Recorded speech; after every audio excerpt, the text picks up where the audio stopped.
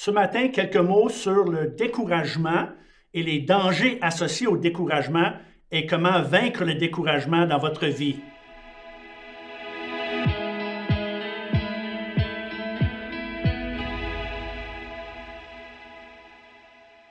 Bonjour, heureux d'être avec vous ce matin avec ma tasse de café préférée et aussi ma Bible préférée, une Bible que j'ai, une vieille Bible que j'ai depuis presque 40 ans, une Bible maganée. Mais moi, je crois qu'une Bible maganée est un bon signe. Le plus que notre Bible est maganée, le moins que notre vie est. Ma mère m'a toujours dit, une Bible sale égale une vie propre, car il n'y a rien comme les conseils et les consignes trouvés dans ce livre pour restaurer une vie, pour réparer une vie. Alors, heureux de partager quelques conseils qui viennent de ce livre que nous appelons la Bible. Mais d'abord, merci à Pasteur Claude de m'accorder ce privilège et bravo à mon ami pour les multiples cafés matinales depuis le début de la pandémie, il y a plus qu'un an. Vraiment impressionnant et surtout inspirant. Alors, bravo, Pasteur Claude, et merci pour le privilège. J'ai quelques brefs mots pour vous ce matin sur le danger du découragement. Le découragement produit par la déception. La déception qui arrive par des plans gâchés, des opportunités perdues, des projets ratés, des réalités que nous connaissons tous depuis le début de la pandémie.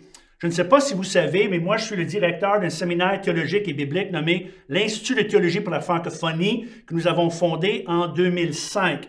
Et à chaque année, nous sommes fiers de tenir une cérémonie de remise des diplômes à la fin de l'année scolaire avec des centaines de personnes qui sont présentes pour célébrer avec des dizaines de finissants que nous avons à chaque année pour les honorer pour leur dévouement et leur travail ardu depuis des années. Mais l'année dernière, c'était la première fois dans notre histoire qu'il fallait qu'on annule notre cérémonie des remises des diplômes à cause des consignes de la COVID. Et moi, je me souviens d'une annonce que j'ai faite à tous nos étudiants, à tous nos finissants, en disant que n'inquiétez-vous pas, l'année prochaine, 2021, nous allons avoir un grand rassemblement, une grande cérémonie avec les deux classes combinées. Invitez vos amis. Nous avons des personnes qui viennent de l'extérieur, de l'étranger, billets d'avion, hébergement. Nous allons célébrer l'année 2020-2021 ensemble dans une grande célébration en un an quand tout ça est terminé.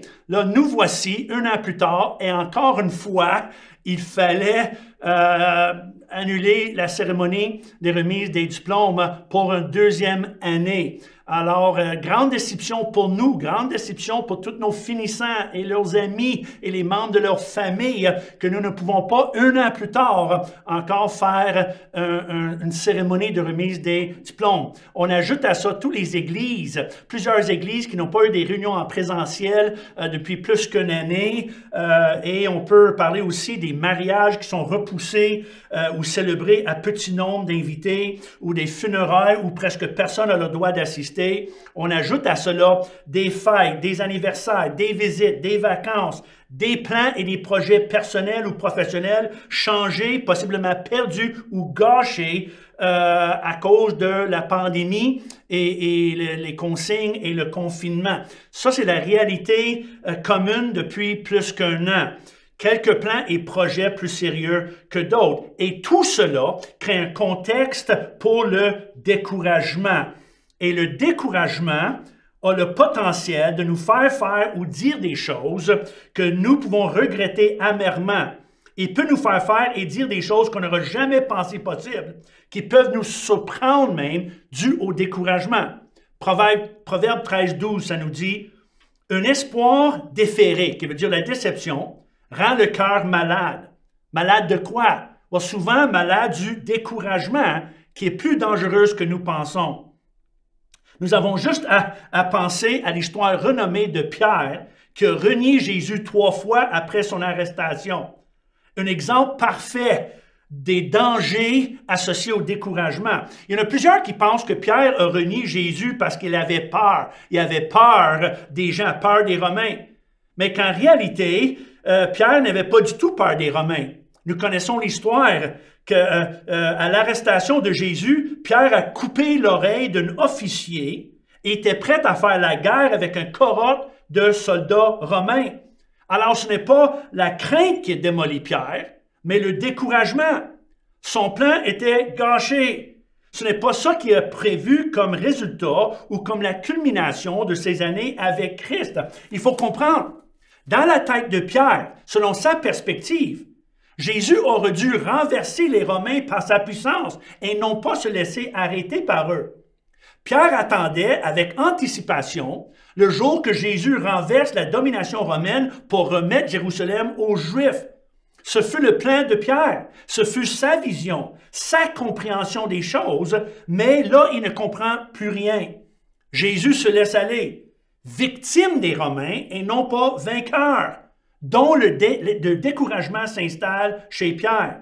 Et découragé, il trahit Jésus avec des paroles profanes, vous connaissez l'histoire, et retourne à son ancienne vie. Impensable il y a quelques jours avant, quand il déclare à Jésus, « Je suis prêt à mourir pour toi s'il faut. » Puis il avait raison, il était prêt. Mais Jésus avait d'autres plans. Alors Pierre a passé d'un défi à la déception, au découragement, jusqu'au désespoir, qui égale danger.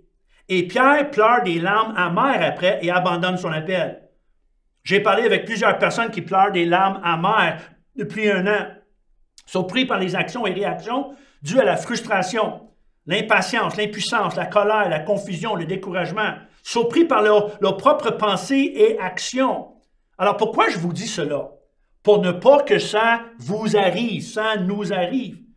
Car le premier pas pour vaincre le découragement, c'est de le reconnaître, de savoir qu'il est là. Nous sommes tous moins vulnérables du découragement quand nous sommes conscients qu'il est là. Et de savoir que même les personnes les plus fortes et plus proches de Jésus, comme Pierre, peut être surpris par le fruit amer du découragement. Même Pierre, qui a marché avec Jésus, qui était un de ses disciples, qui a vu ses miracles, a tombé victime du découragement. Le deuxième pas est de bien contrôler nos actions et réactions avec la maîtrise de soi, qui est un fruit de l'esprit. Et la maîtrise de soi inclut la maîtrise de nos pensées, nos émotions, nos frustrations et déceptions avec l'aide surnaturelle de l'Esprit. C'est ça la bonne nouvelle, on n'est pas seul. Le Saint-Esprit est là pour nous aider.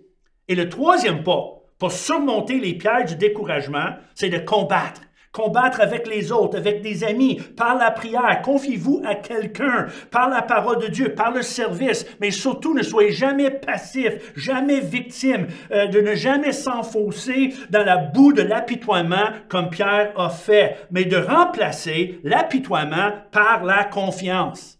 La confiance dans les plans et la provision de Dieu. Pierre avait un plan, mais Dieu avait un autre plan que Pierre ne voyait pas. C'est un plan encore plus grand que les plans de Pierre. Un plan historique qui incluait Pierre, mais qui fut invisible à Pierre parmi les moments les plus difficiles. Encore Proverbe 29-18 nous dit, « Quand il n'y a pas de vision, le peuple est sans frein. » Quand les gens perdent l'espoir, perdent la vision de la souveraineté de Dieu, la bonté de Dieu, l'amour et l'attention de Dieu, les plans de Dieu, ils roulent sans frein dans des actions et des pensées, des émotions dangereuses et destructrices. Nous vivons tous des déceptions, surtout depuis un an, des grandes déceptions, des petites déceptions par des plans qui sont perdus, gâchés, des projets ratés. Ça fait partie de la vie aujourd'hui. Mais ne laissez aucune place au découragement. Ne laissez pas le découragement vous écraser. Comprenez quelque chose ce matin. Dieu a son œil sur vous. Dieu a toujours un plan. Dieu est là. Dieu porte attention à vous. Patience et confiance. Le Seigneur a une parole pour vous, une promesse pour vous et un plan pour vous, comme il y avait pour Pierre. Juste l'autre côté de la résurrection. Dieu a un plan pour vous, juste l'autre côté des circonstances que vous vivez en ce moment, comme il y avait avec Pierre. Pierre pensait que tout était perdu, mais Jésus avait un plan.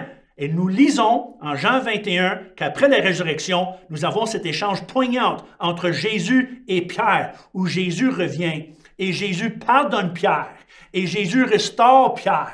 Et Jésus relance Pierre dans sa mission. Alors le Seigneur est là pour vous. Le Seigneur a un plan pour vous.